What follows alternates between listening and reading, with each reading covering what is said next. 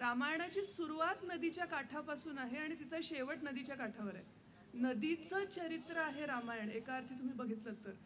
रामायण जेव्हा आपण खरं वाचतो तेव्हा त्याच्यामध्ये गंगेचा श्लोक आहे, क्वचित स्तिमित गंभीरा क्वचित फेनिल हास्यनिम. म्हणजे कधीतरी ती अत्यंत शांत असते, कधीतरी फेसामधून वाहते, कधीतरी सरळ वाहते, तर कधी कधी वेळीसारखी वळत वळत वाहत जाते. पाण्याचे विविध प्रकार आहेत. नदीला कसं ओळखावं, रामायणात कसं लिहिलंय नदीला कसं ओळखावं, तर नदीला तिच्या माशांनी, तिच्या डॉल्फिन्सनी, तिच्या मगरींनी ओळखावं.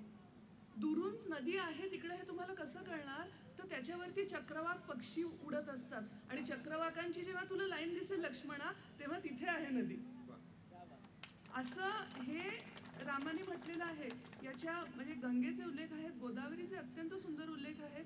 सीतेला शोधत गोदावरीला राम विचारतो की सीता कुठे आहे.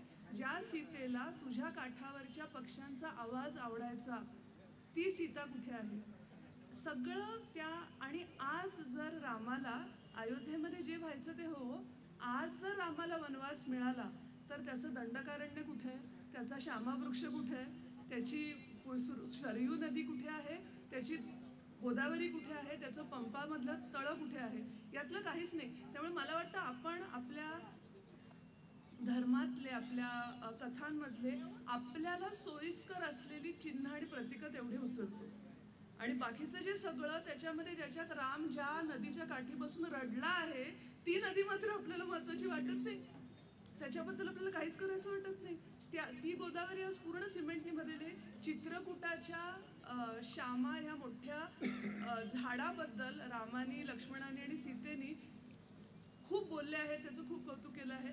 त्या चित्रकूटाचं आज जे काही परिवर्तन झालं आहे तीर्थक्षेत्रामध्ये, त्याच्यात त्याच्या भोवतीची सगळी झाडं कापली गेली आहेत. रामाला असं चित्रकूट आवडलं असतं का.